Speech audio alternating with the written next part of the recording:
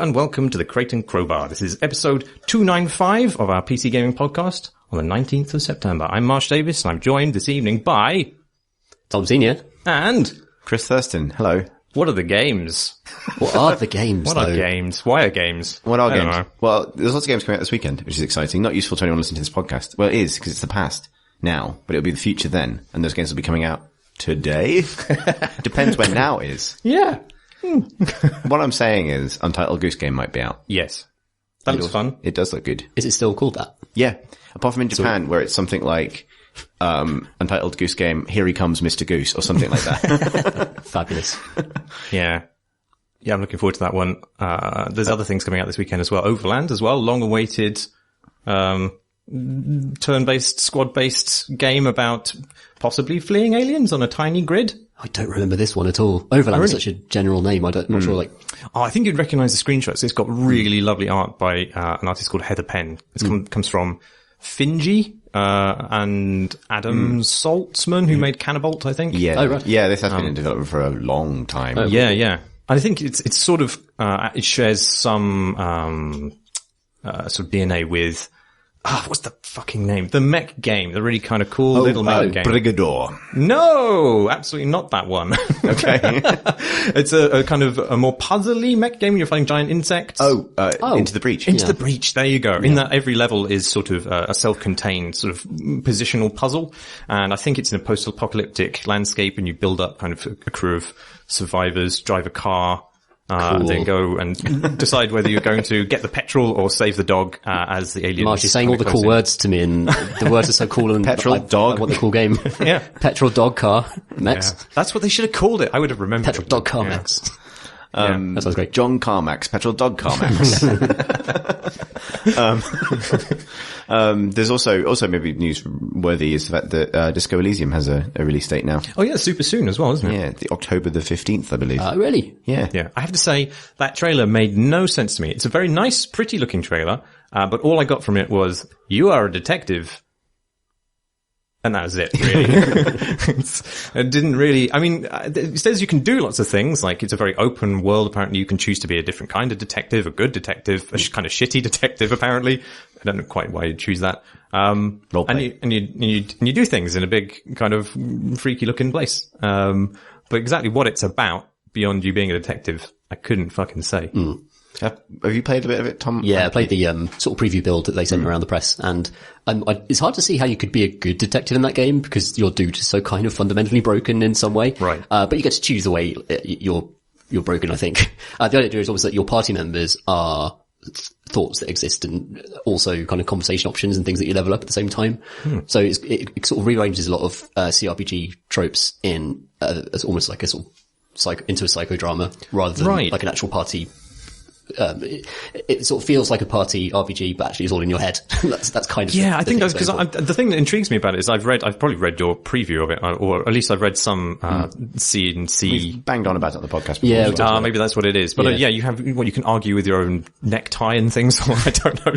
Yeah, it's very it's quite vague, but there are sort of personality aspects to your personality that grow stronger or weaker based on choices that you make. But those personality traits also talk to you, and you can have conversations with them and like skits. Right. But also like a simple interaction like calling back to your police department from your police car can become an almost like completely imagined text adventure scene in and of itself. Right. And it's almost like there's an unreliable narrative aspect to it as well, because you're not sure whether it's just your sort of hungover, demented brain that's interpreting and projecting onto what you imagine people are doing on the other end of the line. But it's quite skillfully written, I think, in the way that it creates that ambiguity. And that makes it really interesting, though you're right, I have no idea what the sort of ultimate aim of the game is or objective. Yeah, I thought that might be mentioned, like, there is no sort of like fundamental central quest through line that's referred to in any of the material I've seen. I think we did a CNC one-off chat with Robert Kurwitz, who's the like creative director and lead writer, I think. And he does sort of say, like, some of the funny thing, I think at the time I had to put a spoiler warning on it, even though the game was at that point still a year and a half away. Right. Because he did sort of explain where they were going with it. And what I would say is I probably wouldn't even recommend listening to that now if you really want to be completely unspoiled. But it's similar, I think, in terms of its ambition to something like the original Planescape Torment, where it's not so much about, here is your quest, here is the bad man whom must be smote. It's more a question being sort of stretched through several different scenarios and, trying to figure out an answer that suits the character that you're forming, basically. It begins with, your character kind of referring to the fact that he heard someone who turns out to be himself yelling, I don't want to be this kind of animal anymore. And the sort of the root question is, if you sort of emerge from a fugue state like that as a kind of blank slate, what kind of animal is it worth being? Basically, it's kind of, but yeah, basically, well deep in it. But no, I'm really looking forward to it. I think it'd be great. I think it's going to be some of the worst op-eds ever written in video games about this game, but it's going to be good to play. I think it'd be worth checking out. Yeah.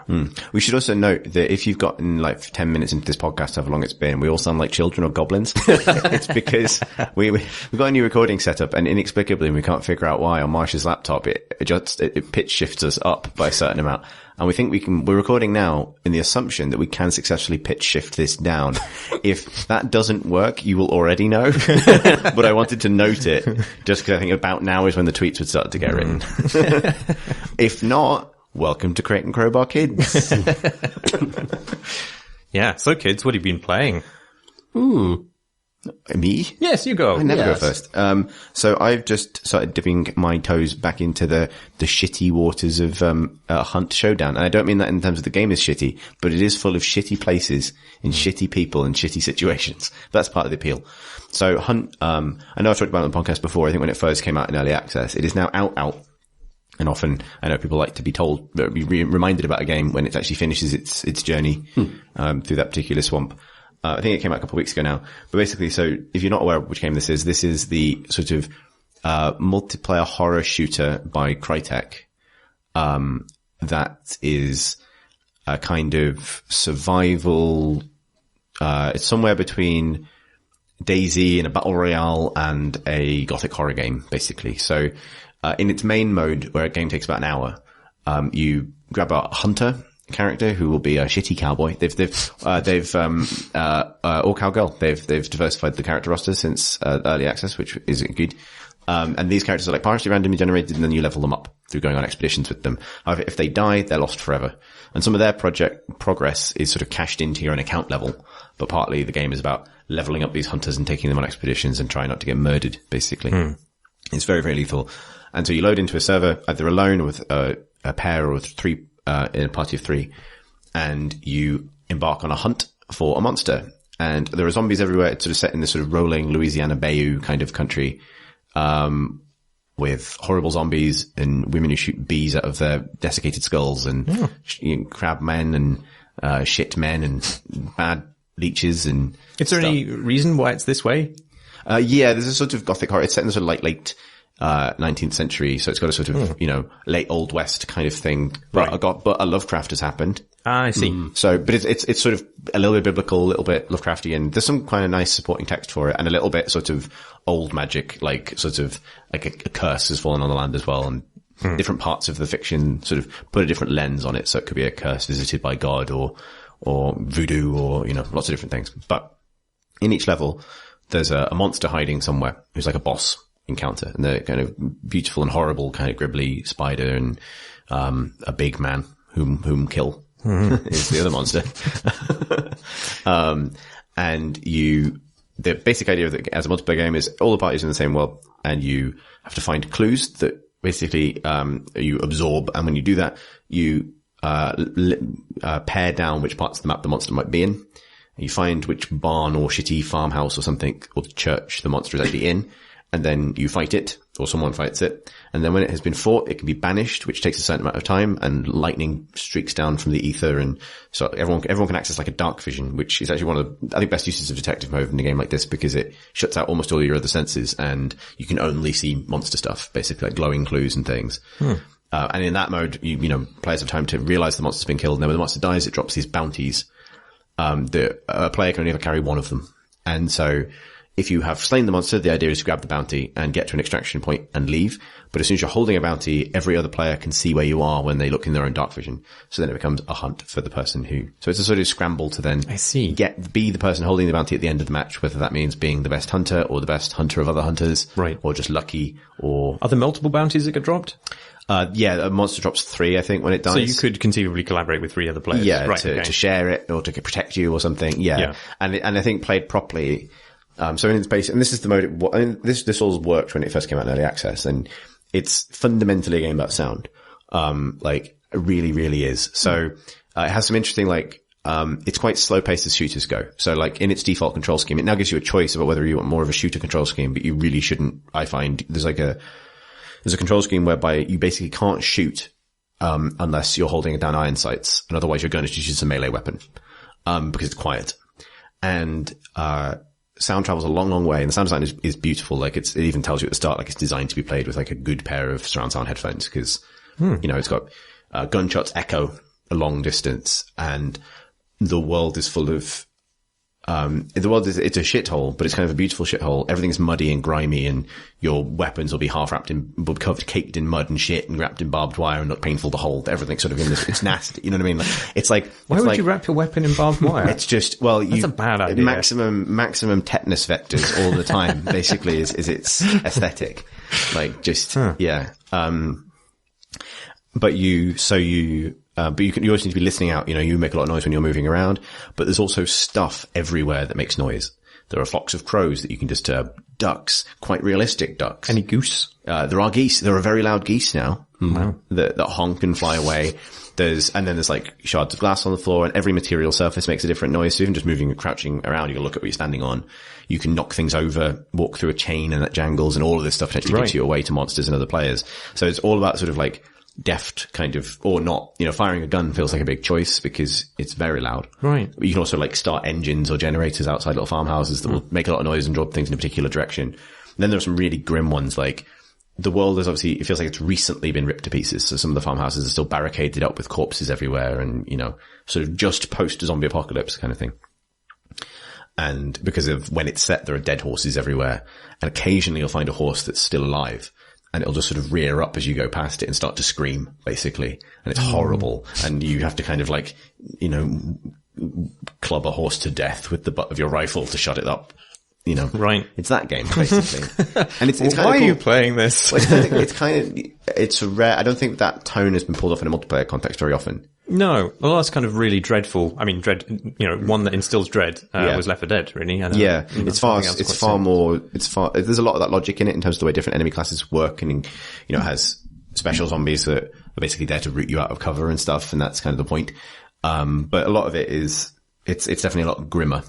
But one thing that they have added, which I think is very welcome, is a quick play mode, which I thought I'd mention, because, there's a few things. It now has a tutorial, like a proper tutorial, which basically like, it's set up like I don't know, if they were demoing the game at E3 and there was a faked game, where everything goes well for the point of view character, and in so doing shows off all the mechanics.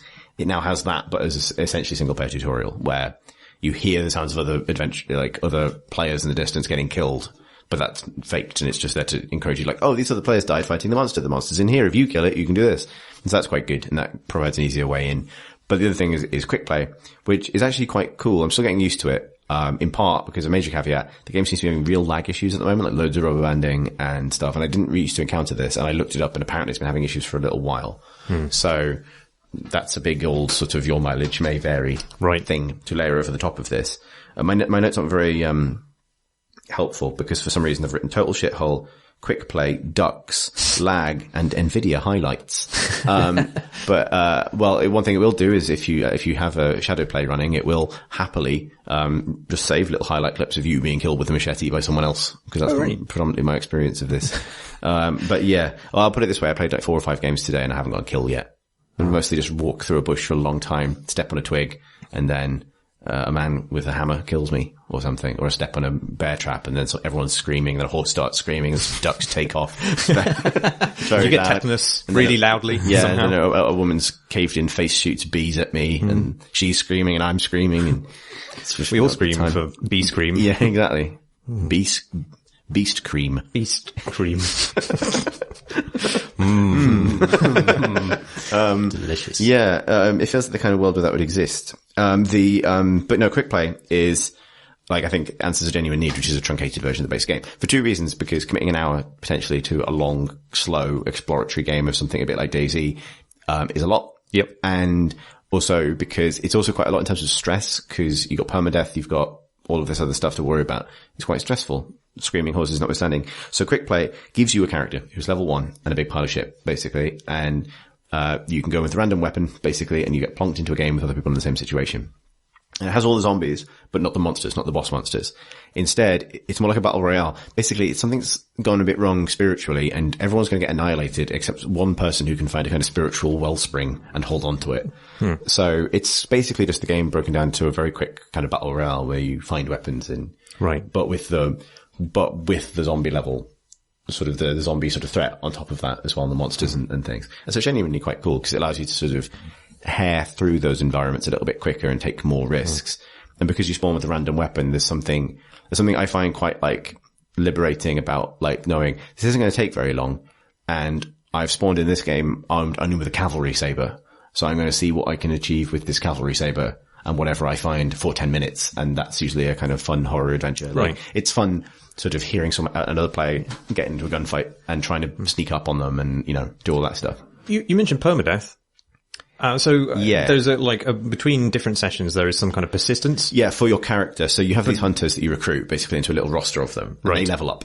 So they gain perks. But presumably not for very long. No, because if you die, they die forever. But you can also leave. So you can extract, there are extract points around the edge of the map and you can go at any time. It's just how much you came in with. And the XP you get from the level, you get a bonus for having survived. So one way to level up is to go into a map and then just leave again. Yeah. Not very much, but, do you feel that stuff really adds anything to it? I mean, how far can you really level up in a game which is this brutal? That's a good point, because I think it's sort of one of those things that I imagine there are players who take it pretty seriously.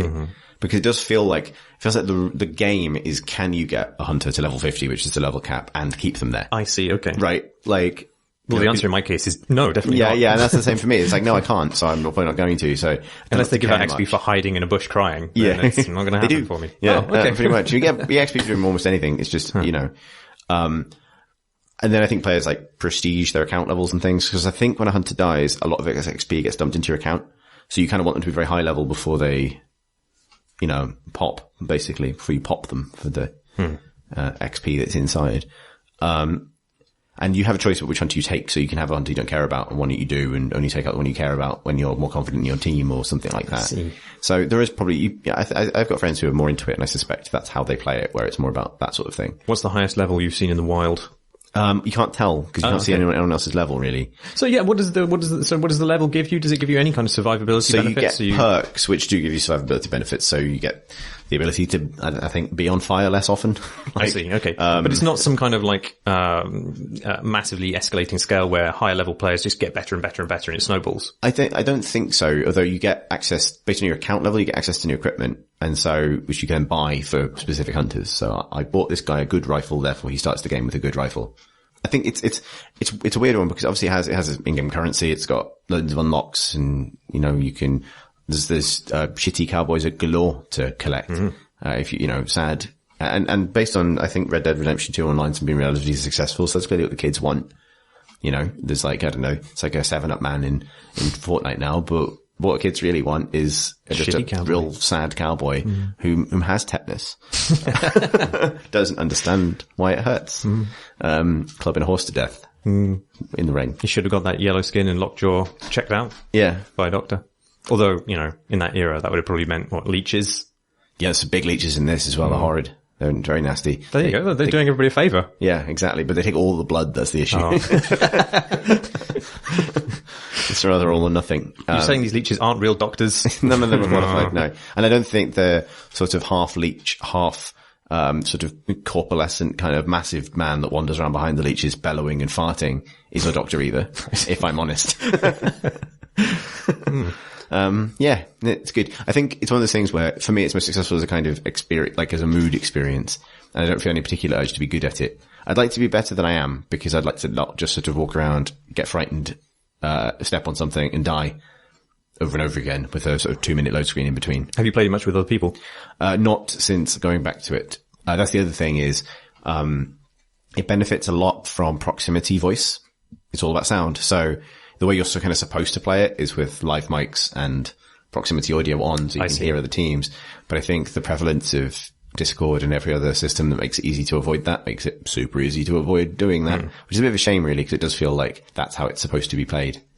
Yeah, maybe they should just make all your characters burp and fart once they want to walk around the environment, cough loudly. If they've got any kind of anti-cheat working, I'm sure they can tell that the Discord client is open. And if they say that the Discord client is open, then yeah, you burp buttons constantly. Or you just shout, I'm on Discord! Yeah. That sounds really good. I think, Jim Rossignol was raving about it a while ago, so I think, it's quite a gym game. It's got lots of sort of sprawling, it takes a long time to walk anywhere and then you die. the ideal Jim Rossignol experience. Yeah, exactly. Yeah. Cool. I know I introduced, so out of kindness, I should let you speak about your game next. No, but my game's right a forest in it, so it's automatically linked. Perfect segue. Although it's quite a different game, being as it is a choose your own story-esque narrative adventure RPG thing based on Twine, set in the world of Robin Hood. Nottingham. It is in Nottingham, yeah, although it's not necessarily given for Robin Hood because he has appeared in many different parts of the UK over the years. But mostly Nottingham, right? Staffordshire as well. Oh wow. Yeah, in Charles II's reign, he moved to Staffordshire pretty much. Teleporting angel. Yeah. Socialism. Anyway, it's called Nocked. It's called Nocked, The True Tales of Robin Hood. Which Nocked as in knocking an arrow. Knocking an arrow, yes. Knocking without a K. Yeah. Knocked exclamation point, in fact. Knocked! Yeah, I don't think anybody shouts that. But, it is shouted in the title, The True Tales of Robin Hood, which is weird because they aren't true at all. I mean, that's the one thing you can say about Robin Hood. It's complete fiction. It's really not true. Didn't happen. But it's built on a Twine engine, so you can kind of, sort of what to expect. It's basically just to choose your own adventure. There is sort of some resource management going on. It has a kind of bewildering list of resources, gold, renown, men, power, and then you can become graced as well, which I think gives you some sort of saving grace save. Right. For a particularly bad decision, I think, anyway. But, it's not quite clear what things are really going to bestow any of those resources on you, and they seem to be taken away from you at arbitrary points in arbitrary amounts. And then given to the poor. Returned. Well, no, you can obviously choose to give things to the poor, but then, you'll be in a kitchen talking to a witch, and she'll be like, yeah, so I'm going to do that thing I told you I was going to do. And you'll be like, yeah. And then you suddenly get 270 renown. You're like, okay, I really earned that. But I'm definitely going to spend it trying to convince a noble to, oppose Guy of Gisborne or something. That stuff doesn't really work, and a lot of the other kind of mechanical things are slightly shaky about it. But I'm mostly just interested in it because, it's just really, I really like, Robin Hood. And, last week we had this discussion about, choice in games. And how choice isn't always a good thing, and I mentioned DDC talk in which it was proposed, a choice-based Hamlet, and I was slightly drunk at that point and lambasted it very loudly, probably wrongly, because there are really good games based on choice-based Hamlet. But I think I was mostly against it because I felt like in that talk they were projecting more things about the quality of the story would be advanced by offering it choice, rather than this is an interesting game setup to explore possibilities and surprises. Choice is not a de facto good. No, exactly. Yeah. Whereas I think actually in Robin Hood it almost is, because the feature of Robin Hood is that in every retelling he's basically remanufactured from these kind of fragments of myths to kind of benefit the teller in some way.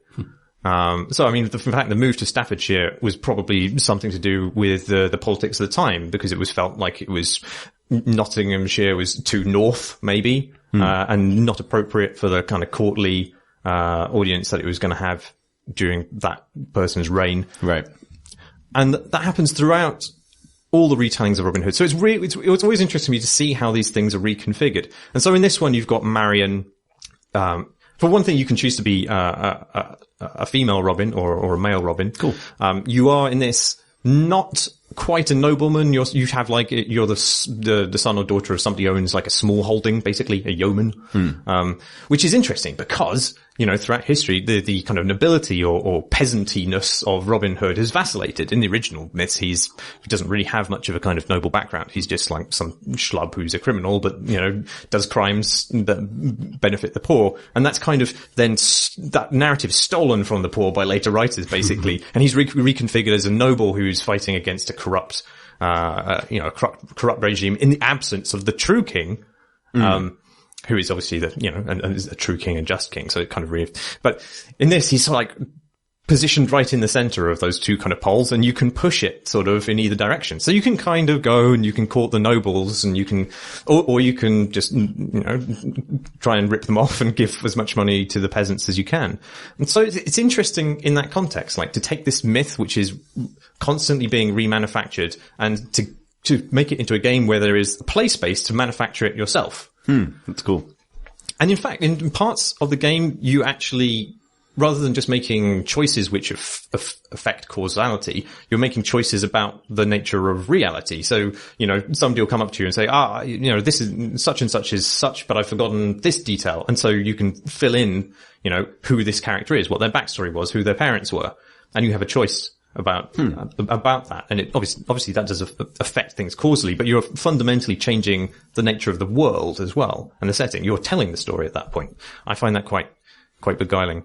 But Marion is sort of, when you find the Merry Men, she's sort of the leader of them, which is, quite a new thing in the Robin Hood myth that happens only in the 20th century. And because I like Robin Hood, I reminded myself of, one of her early origins, which is as a prostitute. So not the daughter of a noble, as she is mostly. She's like a tomboy noble mostly in the 20th century, but her origins appear weirdly much later than the original stories. And, she's basically Friar Tuck's bit on the side. And here is a line about it. She is a trull of trust to serve a friar at his lust, a pricker, a prauncer, a tearer of sheets, a wagger of bollocks, when other men sleeps. What's that from? I can't remember. It's like Child 65. I can't remember the name of the text, but yeah, she's been cleaned up since then a little bit. Oh man. But yeah. Yeah, but it's interesting. Can you waggle the bollocks? How naughty a Twine game is this? It's not that naughty. You don't get any renown for waggling anybody's bollocks. There are sexual encounters you can have. You can romance most of the characters that I've met so far, or at least attempt to. I don't know how far you get with the bear. There's also a lot of magic in this, which I don't, as a Robin Hood purist, I'm not really into the amount of magic in there. And there's kind of lots of weird, when you say magic, do you mean, like a wizard is there, or? Wizards, ghosts, talking animals, unicorns, the whole shebang, basically. The whole spectrum. Full Witcher. Yeah. Yeah. Yeah, it's, I don't know how much I like that stuff. And I also don't like a lot of the anachronistic inventions. There's like oversized hounds in it that are called Baskervilles, that's not right. That's not right. Yeah, there's some stuff like that, and a lot of modern colloquialisms that suddenly pop up and poke you in the eye in the middle of an otherwise acceptable piece of, bollock waggling. Yeah. We talk a lot about verbs and game design, and to waggle might be one that should be introduced in more. Yeah. I don't know. I've played Mario Party. No one. Motion controls have gone by the wayside. Very good point. This is maybe the use of the Wii U that we didn't anticipate needing, but I forgot that era existed. The Nintendo Labo version of this. Have you talked about the weird stick thing? The giant hoops. What? The motion control hoops? Oh, no, we haven't. The sinister motion control hoops. Nintendo's exercise sphincter. Yeah, it's just a hula hoop with some motion controllers on it, but advertised in the most sinister possible way. Yeah, they're very, very intense, those two people. I'm not quite sure what they were given before being filmed. They are addressing you with the Adderall-infused intensity. It's both the kindness and the rage of a couple that can't believe you've just moved into a house they were going to buy to demolish it. And they are furious about this, but they also need to explain to you how this hoop can help you exercise using Nintendo Switch. Which I still don't understand. It's worth watching. We should include that in the show notes as a piece of batshit marketing. It's like gritted teeth. Or they've just it's like, they know that, one of you's having an affair with one of the other one. There's very intense drama. It's a bit that's not good. What am I thinking of? No, never mind. Is it Pretty Little Lies? The show with Nicole Kidman in it, where everyone's very angry at each other, posh in suburban America. Is that Big Little Lies? Big Little Lies, that's what I was thinking of. Yeah, it's not like that at all. But it has some of that energy. But more of that energy than you would expect. in an advert for an exercise toy. Yeah. What have you been playing, Tom? I've been playing Astral Chain, which is actually a Nintendo Switch game, but it's from Platinum Games, and loads of Platinum stuff's been coming over to PC recently, and I have faith it'll come over probably like 5 or 10 years as a remaster or some shit. But With those caveats. with those caveats, it's all I've been playing. I've been on holiday just playing this game, and you are a cop, and what you do is you go into the astral plane and you enslave creatures, sort of demons basically, and then take them back into the real world where they're invisible to normal people, but you can still use them to apprehend muggers and graffiti artists. And you have like a little roster of these guys that you can pop out with the left trigger at any time. And they're on a chain, and this is part of the game mechanic where you can hold down the left trigger and take control of the creature on the chain, and you can wrap the chain around enemies and it paralyzes them, or you can use it to catch enemies that are doing diving attacks and throw them backwards and stun them and stuff like that. This really organic, beautifully kind of analog combat system that from the creators of Bayonetta and those Vanquish. Those guys know how to make action look and feel fucking cool. This is actually a game that is about a quarter to a third fighting, and then the rest of it is base time, where you go back to your cop zone and you Police station, they call it. Police station. And in the cop zone, you sort of, you give your demons a wash. There's a little screen where you can bring them up, and you can, they're covered in like, corruption crap from being in the astral plane, and you sort of like hose them down, and that makes them really happy. How do you hose them down? Is there any waggling involved? There's no waggling involved particularly. There's, you hold down the trigger while, they don't like it. They throw a little tantrum. They're like, if you ever tried to hose a dog down, they don't like it and they try and get away, and they sort of flinch away, but then you target them with a rescue or hold down the right trigger, and the thing buzzes, and then they get clean and they go, yeah! And they're really happy. Can you describe these monsters so I can visualize what we're talking about? So it's a cross between like Evangelion mechs type aesthetic, and Transformers. So okay. There's a robo dog type thing. Once you catch the robo dog, which is just a kind of feral, astral, extraterrestrial phantom dog, but as soon as you capture it, it gets armored and it has like the words police written all over it. And there's loads of just like absolute nonsense logic to it like this. So you've got your own police dog, and the dog can dig stuff up in the environment. The dog's really good at wrapping people up in chains, loves to do that. And that the dog can create a tornado by spinning around really fast, as dogs tend to do. It's a very good boy. So there's the dog, there's the sword one, which is the floaty guy with a couple of sword arms. He's the basic first one you get. There's the arms one, which is just called arms. And guess what his thing is? Is it lots of arms? Fucking arms. Or big arms? 2 big massive arms. And you can just wear him. You press the left bumper, and you sort of go inside him, and you can wield his giant arms as though they're your own, and just smash up dogs and, muggers and other demons and any shit that just sort of have fucking any crims that are pups that are around. You just like can just deck them with this giant invisible space demon thing.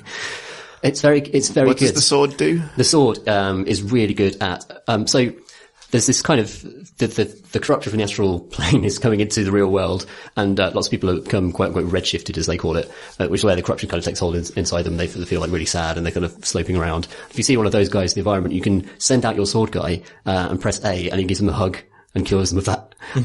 And they go, oh, I feel so much lighter and better, and you just make them happy. And this is kind of the thing I really want to focus on about this game, is that it's part Platinum fucking awesome action, but actually has a weird sense of public duty to it as a police officer. Like, even though you're doing all this batshit demon fighting and you're fighting like insane giant boss monsters and there's like apocalyptic stuff happening, whenever you're wandering around the environments, there are just cans everywhere, just litter everywhere. You just pick it all up, and then you can go to a bin and just press A loads of times and throw all that litter away. So you're just literally just cleaning up litter for cop points. And there's this really nice touch of like loads of side quests where you're just helping people do very basic things. There's like a kid on a bridge. It's really sad because they've dropped their ice cream. So you go down and you get an ice cream from, like a 10 scoop ice cream, and it's teetering. And then suddenly it's like a balance game where the motion controls on the Switch mean you have to use those to try and keep. Why did you buy that much ice cream? I just wanted to give the kid as much ice cream as they wanted, because they were really sad. And just very slowly walk up some stairs, and then some twat runs down really fast and knocks you over, and you lose like a third of the ice creams. Then you think about sending your demons after them, but you're like, no, I've got to get the ice creams up the stairs to the kid needs this ice cream. And then you eventually get up and you get loads of cop points for making the kid happy. And it's full of loads of little moments like this in between all the stupid kind of demon slaying stuff. And it has a genuine, like, being a cop doing nice things for people in a very basic way with stupid superpowers is really compelling and fun. It's just really nice. And also there's like a really satisfying mechanic where, you can see these kind of like this corruption all around. There's like kind of litter on the floor as well, like this glowing red crystalline sort of substance that, needs to be cleaned up. So you'll bring out your demon and then you'll maneuver them on their chain and, they'll just hoover them up, and it's like a kind of Luigi's Mansion style sucking up. And every single time you pick one up, there's a tiniest little rumble in the Switch controller, and the Switch has a really high pitched rumble, like it's a really high frequency rumble that's actually very delicate, and it's absolutely so satisfying to do it. And I've just spent so much time in these levels trying to get all of the corruption out of them, because they hide them up in platform puzzles. They're like, there's this whole extra sort of game over the game where if you really want to clean all this stuff up, you can activate different platforms and use different abilities to get to different positions so you can actually go and clean that stuff up. Oh wow. And it kind of reminds me a bit of the sort of the Bayonetta Sonic thing, right? Of where, there's a thrill of collecting and a sort of really sort of carnal desire to pick stuff up and suck stuff up that is even in that fighting game, which is a very hardcore fighting game. And that's present here as well. It's really fun. And it's also got like detective bits as well, where you just sort of wander around, talk to people, gathering clues. And it's a Phoenix Wright style thing where you'll get quizzed by someone at the end and you have to pick the right clues for the right sort of questions. And that'll give you more cop points, and then you'll move to the next bit. It's absolutely batshit. Like, the design, I'd love to see the design document for this fucking thing, because it's like, how it ever got funded or kind of greenlit or something, like, I don't understand, but, I think it's overseen by, the creator of, Nier Automata, and also, Devil May Cry. So right, yeah. it's that mashup of, that kind of makes sense when you've played the game, and there's this mix of kind of social areas where there's lots of little bits to do and little side quests and quite touching moments, and also fucking kick-ass action where you're just beating the shit out of demons with a police baton. What are the enemies? Are they monsters like yours, or are they? They're pretty much monsters like yours. Occasionally you'll fight thugs who are corrupted, but they always get, KO'd. You'll see the sort of ring of stars rather than actually killing them. And it's bloodless as well. It's just really, I think they've just thought really, maybe it's just because it's on a Switch, they don't want it to be like that violent a game, but they managed to do combat without it just being horrendously brutal. It doesn't feel, it just feels really exciting and fun, and the way they pace the moments of victory is really nice as well. You can if you beat down a monster enough, you can sort of finish it, and it sounds more brutal than it looks, but when you press the finishing thing, your demon shoots out and they just rip the sort of evil heart out of the creature, and they return to you, and then they hold it up in front of the screen, and it's like a Zelda sort of holding treasure above their head type moment, and you just get extra cop points. always be getting cop points and stuff to level up your creatures, and there's great customization, just really crazy outfits, loads of kind of colourful ways to customize your character. It's just fucking great. I just really like it. I've had so much fun with it. Where do you rank it on the scale of platinum smash 'em ups? It's really different to other platinum games that I've played. Like, it's just, it feels, it's like an RPG. It's like what if they did a Nier Automata style RPG? Right. And because Platinum helped with Nier Automata, actually, they helped the combat feel for that game, but I felt the combat was quite limited. I think you kind of, you exhaust the potential of that combat system quite quickly in Nier. Which is why I think subsequent playthroughs make you do the hacking minigames and stuff, because they obviously know that the combat doesn't quite have the legs to last 3 playthroughs. But having that knowledge going into a more, it's not a Twitch combat system, it's much more, it reminds me almost of Phantasy Star Online. All the combos have regular metered out beats to each attack, and then at the end of the combo stream, your character will flash, and then you'll press a button to send your demon out to do a special attack. That kind of stuff, but it's not fast. It looks chaotic, but it's not like out of the reach of someone who's new to video games necessarily. It's visually confusing, especially if you've got the Switch in portable mode, where the screen's really small. Works surprisingly well, but I think like if you're developing for the Switch, you want to think about what it's actually going to play like in portable mode, and a simplified visual mode for portable might be useful, something like that. But yeah, you definitely feel it. It's really good. It's very odd game. It's very It sounds very, very strange. It's very strange. It's very hard to describe because it's got a lot of different things in it. It sounds like. Yeah. So for example, the first thing you do in the game is you're on a motorbike flying through a tunnel, and you're dodging, you're dodging stuff, and you're shooting stuff down with your cool police gun thing that miraculously never kills people. And it never happens again. It's like that section finishes. It's like, I was like, this is probably going to be a regular part of the game where there are bike bits and you score on them. It's like, nope, that's just the intro. That's what happens.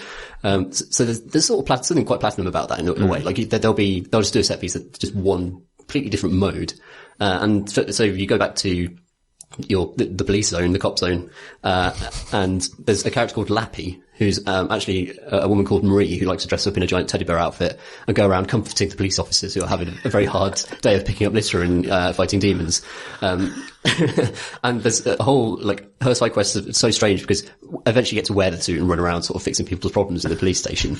But there's also one where she's developed a game and she wants you to test it, QA it, do some QA for her, basically. And then you go to like a completely different top-down pixelated environment where you're dressed up as Lappy and you have to give balloons to officers that are running past. It's like suddenly it's a different game entirely, which is also like Nier. So when you're back in Nier, like you go into a completely different, you go into kind of, I can't remember what it is, like a maze type, mini game. And it just constantly surprises you with this stuff. It belongs to no genre. Like it's just this weird genreless kind of very strange but brilliant. I think it's just total crack for games critics because you get so bored of seeing the same things over and over again, where something like Astral Chain comes along, it's like I think the reason why everyone loves it so much in the critical community is because, oh my god, it's so different and weird and, but fun, and has a real heart to it as well, even though it is about beating the shit out of giant demons. That sounds fantastic. I regret leaving my Switch in the States now. My favourite console, it's so good. Yeah, they're great. I need to get back to, I can't find my Switch charger post house move. So Fire Emblem children are waiting for me. Oh no, I need to get back to Fire Emblem as well, which I'm also loving. Yeah, it's an extremely good game. Oh, damn it. Shall we do some questions from questions? I thought you'd never ask. Kane writes, hello. When Project Hospital came out last year, I think it was overshadowed by the distracting buffoonery of the simpler and goofier 2 Point Hospital. That's unfortunate, because it's quite good. It also has a weird thing you don't see often in management games, the ability to directly interfere in the work your employees are doing. In this case, directly take over a patient's care from your doctors and order exams and treatments yourself. I won't bore you by describing the things this can lead to, like how as soon as a patient says the word diarrhea in a doctor's office, I immediately order a jug of barium, cram down their throat and send them to an radiology department that's getting tired of looking at x-rays of intestinal fistulas, or the ineffable power of the 5-minute full thonk. Instead, I just want to tell you about one tiny detail. When you manually order an exam or treatment for a patient, their doctor will sometimes play an animation of them receiving a phone call before carrying it out. Presumably, it's the invisible floating hospital administrator that the player is calling to shout orders at them from the astral plane. I wonder if invisible floating hospital administrators need malpractice insurance.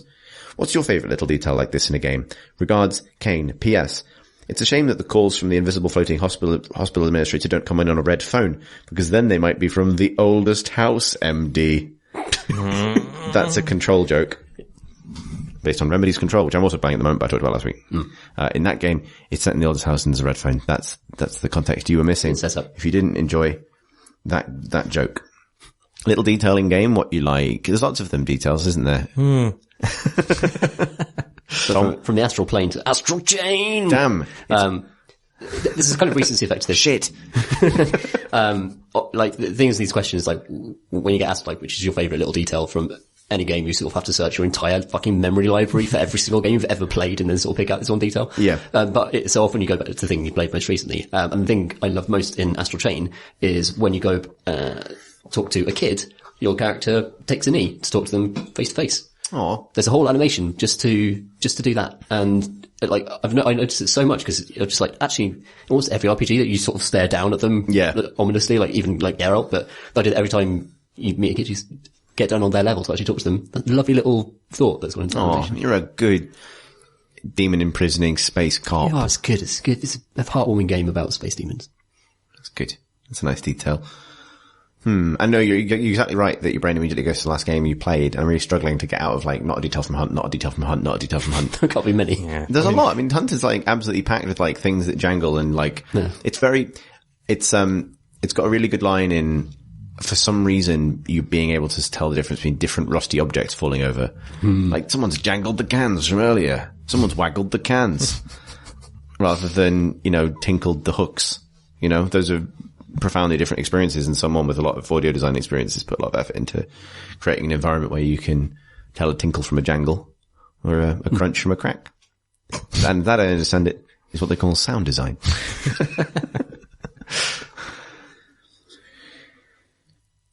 Next question come from Daniel, who write, there has been a recent kerfuffle on Twitter because someone suggested that there may be a Princess Bride remake on the cards. Lots of people have sensibly rallied around to insist that would be a terrible idea because the original film is perfect. Does this notion work with PC games? Are there games you would never want to see remade, remastered, or rebooted because they are perfect as they are? Cheers, Daniel. I'd like to say this question was the first I'd heard of the rumours of a Princess Bride reboot, and I agree. That is a bad. I do not want. No, thank you. There's more of a case for it with games than there are for films. Right. Because the medium in which you play films has not changed at all, really, significantly.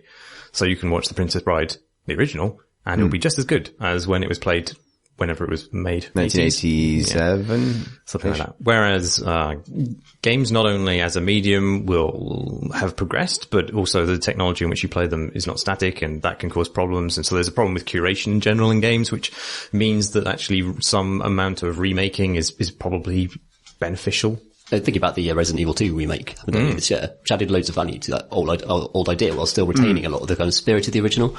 There's just loads of value in, cause it's like, so cinematography changes obviously to an extent, but not to the extent that, the change of perspective in a video game and the way that changes the way you interact with the world is enormous and integral to the way you actually experience it. Yeah. It's a much greater shift. So that move to a Resident Evil 4 style, just over the shoulder perspective, achieving that while still retaining some of the survival mechanics that the original Resident Evil 2 had, I think is a great act of design skill and a very worthwhile project. It's interesting, isn't it? Because if there were, I love The Princess Bride a lot, and I would be annoyed if there's, I think is, I almost think there's no point getting annoyed at film remakes to an extent because the original still exists and films aren't replaced by their remakes in the way that games can be. Yeah, true. But the reason for that is often because a game remake is like straight up an improvement because things can be improved upon, right? There's you can be nostalgic for certain visual styles or presentational styles or even types of design. But a lot of that stuff has evolved quite substantially. Yeah. And performances in games. Yeah, I don't remember there being a big outcry about the remake of Shadow of the Colossus, for example. Right. Nobody was saying it's a travesty that the textures are improved because it retained that precise art style and it had greater fidelity, but it in no way betrayed the earlier art style, which is always the fear that you can just up-res something and it will just change the kind of aesthetic of it. Whereas that's not the case there. I think you can do these things badly or well, but in general, I don't have a problem with it. And there's a phenomenon with game remakes, I think, which is that the successful ones recapture how you felt when you first played. Because, if you grew up playing games, particularly sort of as we did through quite rapid graphical evolution, every new game was the best looking thing you'd ever seen. So in order to kind of recreate the experience of what it was like to play Resident Evil 2 in 1996 or whenever it was, the new one had to also look amazing because Resident Evil 2 did look amazing, but going back to it, it's a fundamentally different experience. Whereas the quality of a performance, say, in the original Princess Bride is not something that just needs to be recreated. And if they do a new one, and look, it's Dave Bautista and he's playing Fezzik now. That's possible. I think that'd be quite funny actually. But it's just a different thing. If you're looking for a class of games which are sort of eternal and unimprovable, then I think you have to go back to fairly arcadey games. I think Doom probably fits within that category. But as soon as you start getting kind of more reliant on atmosphere or things that are outside of just some kind of pure mechanical, reactive, or even puzzly context, then I don't think there's often very little about a game that couldn't be improved somewhat, even if it's just it doesn't take 400 years to load anymore. Right. You know what I mean? Some aspect of the experience, because you were always making it yourself to some extent, particularly earlier games. Yeah, there's some interesting debate around upscaling pixel art, for example, and some of the pretty awful ways this has been done for mobile games, for Final Fantasy VI, for example, where they just, whatever process they've used to translate those sprites just robbed them of all their personality. And that often happens, doesn't it? Yeah. Clash of Heroes, I know that's a game I've banged on about in this podcast, but the original DS release of that was beautiful pixel art. And then it came out on PC and rasterized with why would you do it? It's the illusion of resolution where it's pointless. There's stuff to be said about this. There's been lots of analysis of the Final Fantasy VIII remaster, partly because there's parts of it haven't been upscaled. So there are low res still characters. So in a classroom, the important characters who might have to move around and interact are polygonal, and they've all been upscaled at a very high resolution. But they obviously use shortcuts for the other students who aren't going to be animated. They were just part of the pixelated background, and the effect is jarring in the new version because all of the interactive characters massively stand out as though they're just on a different plane of existence to the rest of the people in their world. So it can go badly even if you just sort of upscale a kind of 3D game and resolution's nice, but actually the pixel soup, like, artists worked around that at the time. Like, the good artists worked around the pixel soup and made things stand out using art, using that kind of skill. I really want them to remake Fable 2. Oh yeah. I don't know why that popped into my head. But yeah, I just had a fond memory of that game the other day when I think there's rumours of another Fable game being made. And, it's like, well, I'm sure that's going to be good. I have no idea actually, but let's hope it is. Yeah. But, what I really want is Fable 2 again, but on a medium that I can actually play. Yeah, was that like a remake at that point or just a re-release? Cause I guess, maybe it is re-released on some godforsaken shard of the Windows Store. I don't know, but, I'm never going to look there. You could Bing it. And don't use that word in this house. This is a dog pile only house, I'll have you know, Chris. All right, I'm sorry. When I lived here, we could Bing things. We've been binging things in this house for 3 years and you couldn't do anything about it. Let's not fight in front of the kids. The next question comes from Clement, who writes, Dear TOC, first, thank you for the last episode, which got me through a very long day of public transport strike in Paris. God knows I'm with them, but it was a damn long walk to work. Quick unrelated question. Last week on the Epic Games Store, Canarium was given away for free. I chuckled when I saw it because it starts just like the French word for dickhead or asshole. Which games have you tried just because the name was funny or stupid? Conversely, what games have you avoided because the names just sounded boring? Thanks for the pods. What does that mean, literally, I wonder? Because it can't be both dickhead and asshole, because they're different parts of your body. The dick, the head, and the asshole. I don't know. I do not speak French. But to the question. Yeah. I don't know. And names are of more than superficial importance, but I tend to, and the wisdom on how you name your game has changed over the years, but there was a prevailing period where it was important to be quite literal in your name, and I think we've probably surpassed that now, simply because the volume of games coming out is just so great that you actually need something that maybe does more than describe the game. Needs to be Googleable. Yeah, I mean, I was going to level this criticism at Control, actually. Yeah. Which gets the 2019 Volume Award for ungoogleable names. Yeah. Yeah, like, just don't pick a name from a settings menu. Like, if right now you're making a thought-provoking game called Field of View, just don't. Like, resolution. Stop it. Rebind. VSync. Any combination of over, under, into, outer is going to cause confusion at this point. Because into the outer breach. Into the outer Lord Knight. Like, it's wild. It's just going to go out of your head immediately. Yeah. I think there's something to be said. What is the skating game that just came out that has completely an unrememberable name? Talking about it today. Yeah, it's called like The Session. Sessions? Is it just called Sessions? Oh, maybe. I don't know. It's like, it's really a weird decision. Just call it Good Skates or something. Is it Rinds? Yeah. I don't know. That's the kind big of thing jumps. Skaters say, isn't it? Yeah. I'd never skated. Yeah, me neither. Cool pipe. Yeah. Nice shoes. I like silly, funny names. That's always good. Yeah. I mean, Untitled Goose Game is a good name for a game, as they well know. Yeah. But, some of these... Imagine if we finished, we come up with a name now, and it's called, I don't know, like Peril on Goose Mountain, Attack of the Farm Wizard or something. Would that have fixed it or broken it? So, I should have had a better idea before I started saying that sentence. We all know it, but it's happened now. I was in a position to come up with a name for something the other day, which is obviously an excuse to come up with a large number of Google Doc entries for things that make me chuckle, which would obviously never be marketable. But my favourite podcast was got named Ethel Ready, Ethel Steady, Ethel Cook. It still tickles me. You couldn't finish it. Was it Ethel Steady, Ethel Ready, Ethel Cook? Ethel Ready, Ethel Steady, Ethel Cook.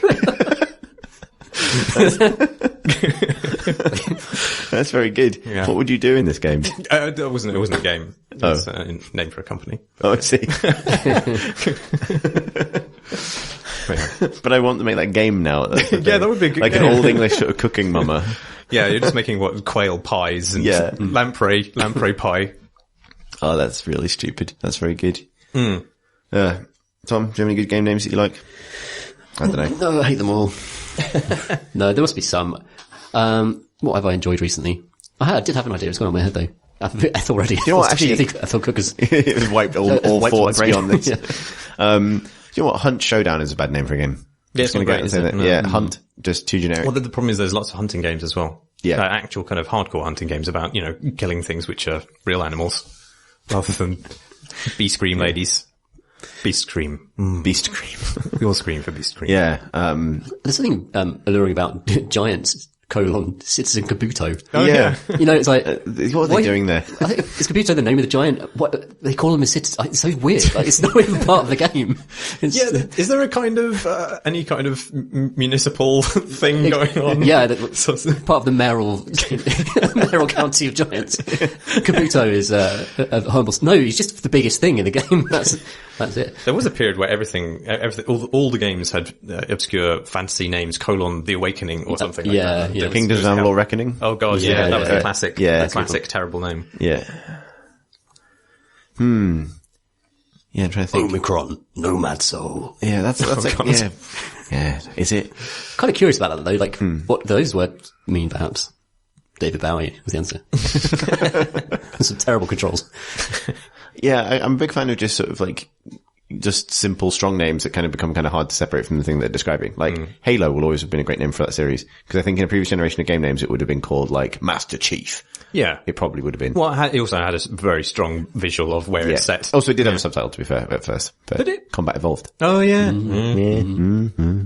I mean, that's meaningless though, isn't it? It's closer to meaningful than most subtitles, I would say. Because if it was called like Halo. Or Showdown. Yeah, Showdown. Yeah. Hoedown would be better. Hoedown amongst the tinkly things. Yeah, the tinkly Shunt Hoedown. Shunt Hoedown. By the way, what a bullshit name Theme Hospital is. Well, Can't you say theme thing? Like they did though. They did. That's exactly what they did. I know they did, but like, you can't say like theme. Space Police. Right. Yeah. That's better than Astral Chain, though. Perhaps. Yeah. Why did theme parks ever get the name theme? What are they themed about? Other than being rides? Wasn't the idea was that it was like because they would have like, I guess it's, I don't know, all pirate themed or something. Like there was a sort of sense of there having a, I suppose, coherent kind of permanence. Yeah. I don't know. I don't know. Why are they? Yeah. BioShock's a bad name as well, by the way. Swear on it. Yeah. I suppose they were reliant on people's nostalgia for System Shock. Yeah. Half-Life isn't great. Very few games around at that time though, so they could get away with it. They can name it fucking anything. Doom, that's a good name for a game. Yeah. Yeah. Quake, pretty good as well, actually. It's fine. God, the takes are flatlining. Yeah. Ethel Quake. Ethel Quakey. Ethel Quirk. What are you doing? I don't know anymore. Joseph writes, Dear Face and Moustache, I've been listening to your podcast for several years and recently realized I have no idea what any of you look like.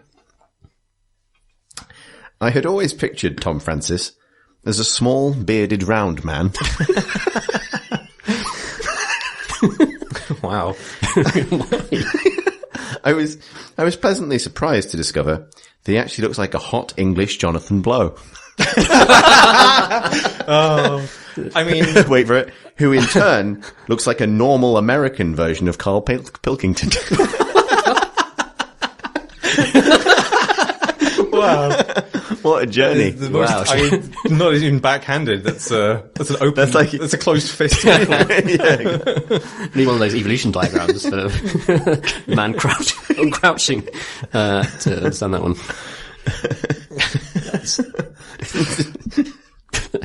This naturally begs the question, which game designers have you never seen and what do they probably look like?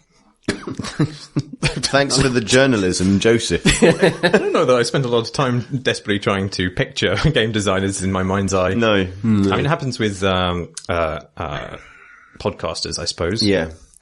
But Campo Santo.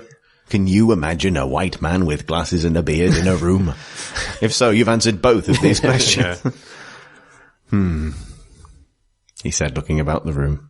I don't know. I think one of the deficits of working in the industry in this particular regard is I know what a lot of people look like. For better or worse. Yeah. Mostly worse. I really wish I could have preserved Joseph's small round version of Tom Francis. I still don't understand. It's so unfair on It Tom. is. It's enormously he's like unfair. the most statuesque. Yes. He's probably the only statuesque member of this podcast, really. Yeah, right. I agree. I mean, Wiltshire's thinner, but he's kind of like unhealthy thin. He's like Wraith-like. He's a slender man. That's the... Whereas Tom is the protagonist who comes around and saves the small northeastern American town from the Slender Man. Yeah. The Alan Wake, if you will, of this. No, that would make it sound like he's wearing too many coats. Do you have I'm trying to think of a game designer who I have no idea what they look like. Well, the guy behind Nier. That's true. That's a good answer. Yeah. But I kind of feel like he's given us the version of himself that he wants to present, and I'm fine with that. Yeah, me too, yeah. But not unmask him like Batman or something. It's not quite the same. If it should be like one of those, like one of those Batman or Spider-Man stories where the people decide to leave them unmasked because they're all grateful to the friendly neighborhood Yoko Taro. I think more maybe to flip this, I think more game developers should wear a big moon on the head. or a similar thing. Yeah, they need to have their own thing. Yeah, that'll be great. Welcome to game development. Here's your moon. You'll be wearing this for the rest of the 6-year development cycle. Yeah. Welcome to DDC. Yeah, bin lanyards. Big old moon masks for everyone. There's a really good, I can't remember which comic strip it is. It might be The Flash or something, where the villain finally gets into a toilet and unmasks him, and then just stares at him in the mirror for a minute and goes, I have no idea who this is. And it just makes the whole unmasking thing just seem utterly futile. It's a man, I guess. It's just a fucking bloke. Who cares? He's not Bruce Wayne, he's just a bloke, Yeah. Yeah. Anyway. No, I think, big moon masks for everybody is the solution to that problem. That's not a problem. David writes, hi all. As you mentioned recently on the pod, games don't always have to be fun. What kinds of experiences do you seek from games? For example, I play Space Chem to feel stupid and brilliant by turns, Pathologic when I need a little extra misery in my life, and Enter the Gungeon when I need confirmation that I am in fact middle-aged. Yeah, I almost never need any of those things he mentions. I just want to be coddled now. I think I found this for all forms of media entertainment that I've been imbibing in the last few years. Since about 2016, a date of no consequence, I felt like I just want more escapism, really. And, Tell me a story, needy television. Yes. I've literally become obsessed with just looking at bright colours crashing into each other. That does it for me now. Like, I was watching American football recently, and it's literally just colours smacking into one another. And it's like just in a molecular frenzy. I know this has made me culturally less deep, but I'm willing to accept that. Yeah, so I was just watching the new Blade Runner film again the other day, just to look at the colours, not for any other reason. And watching Upstream Colour as well, which is just for the kind of just for the beautiful flow of images. Well, obviously flow. But I just need to be soothed these days rather than challenged, I think, from my entertainment. I thought about that today, playing Hunt and kind of appreciating it, but at the same time having this feeling like, this is really, really good. Can't we just stop? Yeah. A little bit. Like, I'm enjoying Control because it's easy, I think. It's deceptively easy for the kind of, because it sort of presents itself as this almost horror game. And I suppose this is sort of opposite of whatever probably I said on a previous episode of the podcast, but I think games don't have to be fun, but at the moment I prefer it when they kind of are. Yeah. Yeah, I think immediately after it was maybe after Brexit, I can't remember. Yeah, it was after Brexit, I think, The Witness came out. It was after some traumatic political event. Maybe that's the wrong time. But I think The Witness is older than that. Yeah, I think maybe I could sense the world sliding to some sort of terrible catastrophe at that point. Because The Witness was a really enjoyable place to just be. And so bright, I remember really, just loving tootling around in that for ages. Normal Carl Pilkington's The Witness.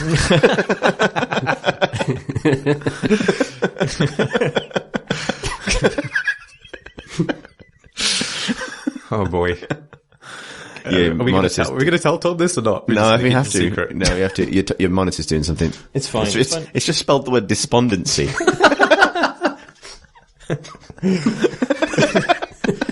Wow.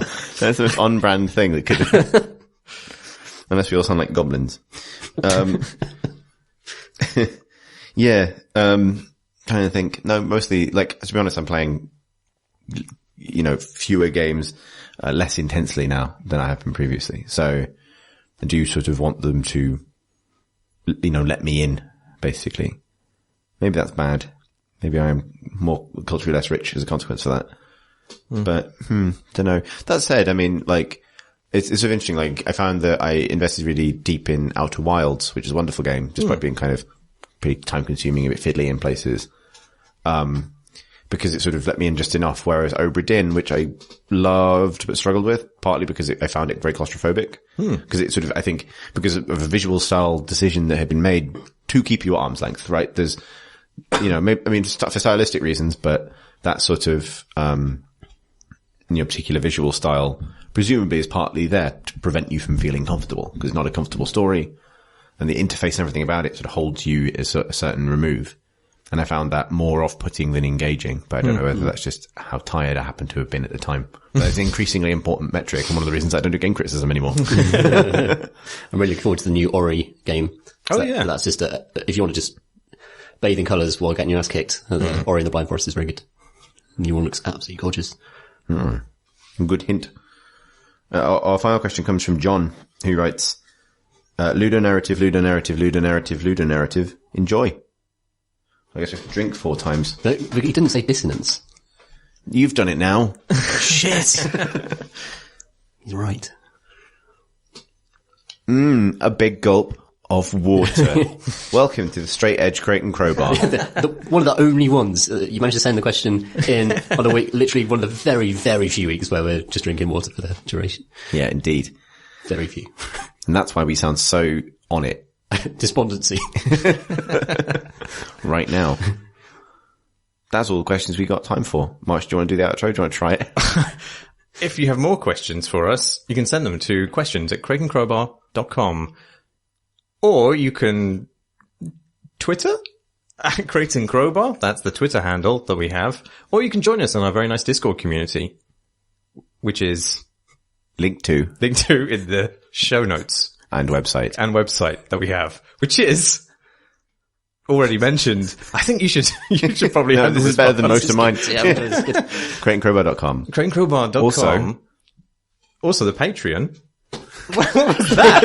Whoa. Chris just made a very unusual gesture. Yeah. That was my gesture for YouTube. YouTube. Oh, I see. Yeah, he was sort of massaging a tube sort of towards your face. Yes. Which is, that is, yes. A troll of trust. That's what you are. Waggling the bollocks while men sleep. Yes, YouTube. Our YouTube channel. That's also on our website. You can find it there. There's probably some URL that you could find it with. Or what? What's next? Patreon? Oh my god. Why is it so painful? I know. Welcome to my life. Should never have left. No. Thank you to everybody who backs us on Patreon. It makes a tangible difference to our lives and the quality of this podcast. So thank you.